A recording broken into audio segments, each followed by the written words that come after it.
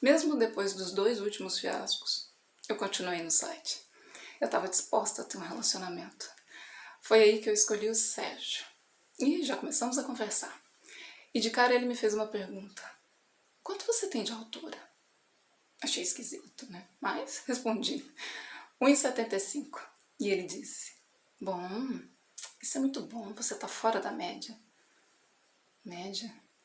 Que média, Sérgio? É que a média das mulheres é de 1,60 e você tá fora dessa média. E isso é bom. Claro que eu pensei que isso pudesse ser um fetiche, né? Mas eu decidi não julgar e continuei conversando. Conversamos por 15 dias. Sérgio é funcionário público, solteiro, não tem filhos e ficou surpreso por eu ser arquiteta. Disse que poderia ser modelo com a minha altura. Enfim, depois de uns dias, a conversa foi ficando sem graça, porque ela se resumia em oi, bom dia, boa tarde, boa noite, ou então sobre a minha altura, né? Acredito que o Sérgio queria garantir que eu não tinha encolhido durante esse período de conversa. Foi aí que eu mandei uma mensagem para ele. Eu falei, você é engraçado, só me manda oi, bom dia, boa tarde, boa noite, kkkk. Coloquei uns Ks, né, pra não parecer grosseria da minha parte. Daí ele respondeu com kkkk, mas logo abaixo estava escrito assim, quero conhecer você pessoalmente, vamos jantar? Foi aí que nós marcamos um jantar. Por sugestão da minha terapeuta, eu marquei num lugar bem movimentado. Então eu escolhi um restaurante bem badalado que tem aqui na minha cidade. No dia do encontro, a Penélope ficou ansiosíssima. Me mandou mensagem a tarde toda. Disse que ia pedir para o Chico, o marido dela, passar perto do restaurante para poder nos ver. E chegando na porta, eu mandei uma mensagem para ele, né? Para saber se ele já tinha chegado. E ele me respondeu, eu nem saí de casa. Chegou visita. Nessa hora, por incrível que pareça, não passou nada pela minha mente. E ele mandou outra mensagem. Mas se você quiser que eu vá, eu vou chegar em 1h30.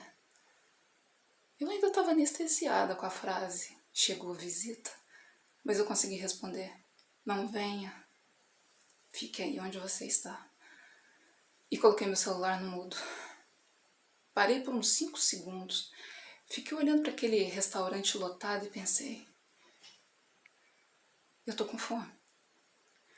Foi aí que eu decidi me levar para jantar. Mas eu não entrei no restaurante badalado, não. Eu fui a um outro ali perto, que é pequeno, mas muito aconchegante. Ai, comi uma comida deliciosa. No final do jantar, eu tava me sentindo tão feliz, mas tão feliz, porque fazia muito tempo que eu não saía de casa. E outra coisa, eu não tinha voltado para casa porque o outro não apareceu. Saindo do restaurante, eu fui caminhar um pouquinho, antes de ir embora. Foi aí que um rapaz me abordou e disse, moça, sabia que você é linda? Na hora eu pensei, eu ouvi tanto essa frase nos últimos dias, mas falei, obrigada, continuei andando. E ele veio atrás de mim e disse, então, vamos ali? Ali? Ali onde? Foi aí que a minha ficha caiu e eu perguntei, quantos anos você tem, garoto? E ele disse, 25. Sabia que eu podia ser sua mãe? E ele disse, tá, mas você não é. Eu falei, é. Tá bom, fala logo, o que você quer? Dá uns beijos. Nessa hora, foi como se alguém sussurrasse nos meus ouvidos. Chegou visita. E eu disse, tá bom. E ele, sério? Falei, garoto, se fizer mais uma pergunta, vai perder sua chance. Então ficamos por ali, umas 2 horas. E nesse tempo, eu fiquei sabendo que ele tem uma irmã, trabalha com o pai dele numa oficina, só estudou até o ensino médio e que o nome dele é Caio. E ele achou super legal eu ser arquiteta. pois ele disse que eu parecia modelo. Dá pra acreditar nisso? Mas aí ele queria me levar pra casa. E é claro que eu não deixei, né? Porque só de pensar que a minha mãe, ou a tia Quinzinha, pudesse me ver na garupa de uma moto com um garoto, fazia o meu jantar revirar todinho no estômago. Não. E ali nos despedimos. Ele disse que ia me procurar nas redes sociais. Eu achei engraçado, né? E depois disso eu fui embora. Chegando em casa, tinha um monte de mensagens da Penélope. Ela estava quase chamando a polícia, achando que eu tivesse sido sequestrada. Mas eu expliquei para ela o que tinha acontecido e ela passou a ter ranço do Sérgio e adorou o Caio. Também tinha um monte de mensagens do Sérgio, só que ele eu fui responder no dia seguinte e no final da tarde, né?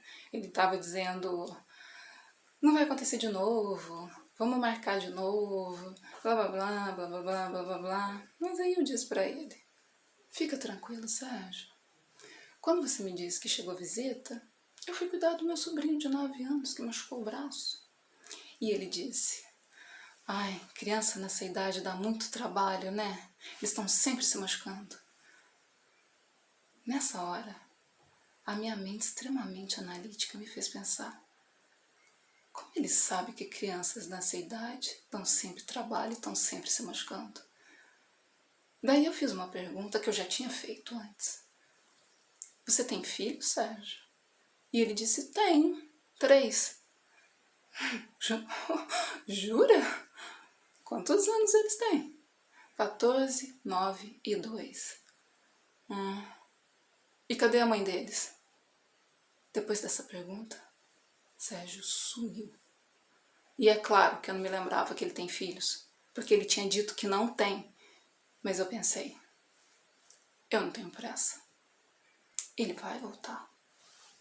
E voltou.